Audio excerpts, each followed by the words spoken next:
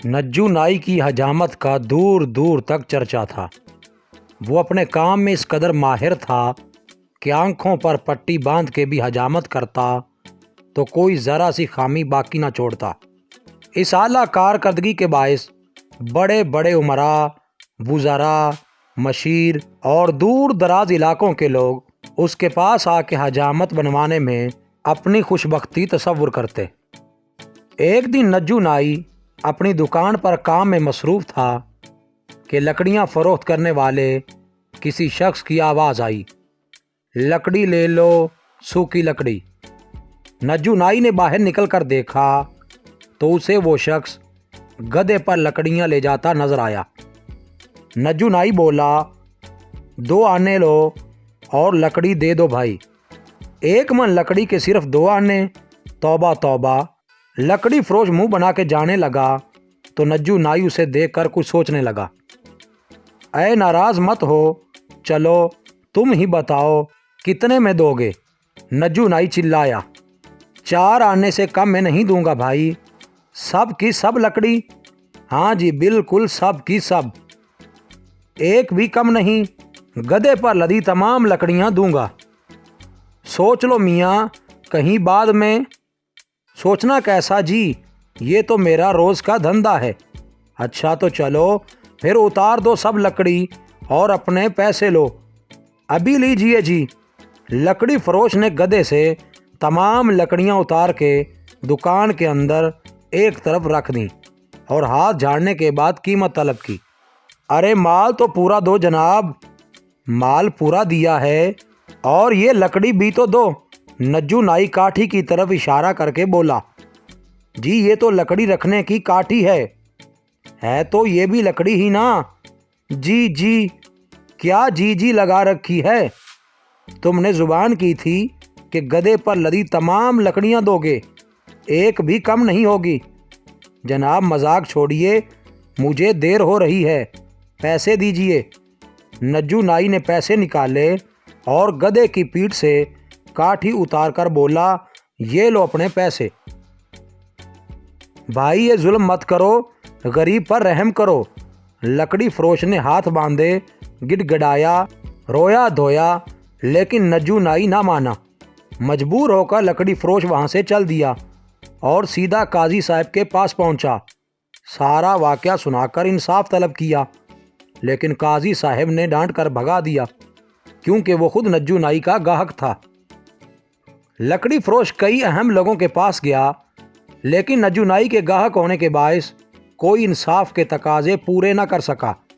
किसी ने उसे बादशाह सलामत के पास जाने का मशवरा दिया तो दिल में उम्मीद की आखिरी किरण लिए सीधा बादशाह सलामत के दरबार में पहुंचा।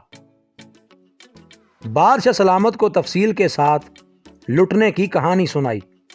नज्जू नाई ने अपनी अय्यारी की बदौलत तुम्हारी सादगी का नाजायज़ फ़ायदा उठाया है। बादशाह सलामत ने कहा, सौदा करने से कबल तुम्हें मोहतात होकर गुफ्तगू करनी चाहिए थी बेवकूफ़। हुजूर अनपढ़ आदमी हूँ, इसलिए झांसे में आ गया। अब आप ही कुछ कीजिए ताकि लकड़ी लादने की काठी वापस हासिल कर सकूं। ठीक है, अब जैसा मैं कहूँ वैसा ही करना। गौर से सुनो। बादशाह सलामत ने एक तरकीब सोची और उसे कान में बताने लगे। चंद रोज़ के बाद लकड़ी फरोश दोबारा नज्जू नाई के पास पहुंचा। हाँ भाई बोलो, कैसे आना हुआ? नज्जू नाई कैंची तेज करते हुए बोला, भाई बात यह है कि मुझे बादशाह सलामत के महल में मुलाजमत मिल गई है। महल के दारोगा ने अच्छी हजामत बनवाने की शर्त रखी है। ओ अच्छा, फिर? मैंने आपके काम की बड़ी तारीफ सुनी है। लोग कहते हैं कि आप अपनी महारत से गधे को भी इंसान बना देते हैं। शुक्रिया भाई, ये तो लोगों की मोहब्बत है। बस तो अब मैं भी आपसे मोहब्बत करने वालों में शामिल होना चाहता हूँ। मतलब कि हजामत बनवाना चाहते हो? जी बिल्कुल। एक मैं हूँ और एक मेरा साथी भी है जो मेरे साथ ही महल में काम करेगा। दोनों की हजामत के कितने पैसे लेंगे? दोनों के 4 आने होंगे। मंजूर है। आप पहले मेरी हजामत बनाइए, इसके बाद मेरे दोस्त की बारी होगी। अच्छी बात है।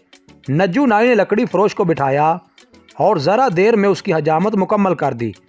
फिर बोला, अब फटाफट अपने साथी को बुला लो। लकड़ी फरोश ने इस बात में गर्दन हिलाई। दुकान के बाहर खड़े गधे को हाँककर अंदर लाया। लीजिए जनाब, मेरा साथी आ गया। इसकी चमड़ी नरम है, ज़रा एहतियात के साथ हजामत बनाइएगा। ये क्या मजाक है? नज्जू नाई जोर से दहाड़ा। मैं इंसानों की हजामत बनाता हूँ, हैवानों की नहीं। बाहर निकालो इस गधे को। देखिए, ये तय हुआ था कि आप मेरी और मेरे साथी की हजामत बनाएंगे। जुबान का भरम रखिए, वरना मैं उजरत नहीं दूंगा। ओह, अब बात समझ में आई। नज्जू नाई ने लकड़ी खरीदने वाला मामला याद करते हुए कहा, इंतकामी कार्रवाई कर रहे हो, वो भी नज्जू नाई के साथ? ठहरो तो सही, अभी हजामत बनाता हूं। इतना कहकर नज्जू नाई ने छड़ी उठाई और गधे को मार मार के वहां से भगा दिया। लकड़ी फरोश एहतजाज करता रहा। उसे भी नज्जू नाई ने धक्के देकर बाहर निकाल दिया। लकड़ी फरोश दोबारा बादशाह सलामत के पास पहुंचा। नज्जू नाई की ज्यादती का हवाल सुनकर उन्होंने फौरन हुक्म दिया, नज्जू नाई को पेश किया जाए। हुक्म की देर थी।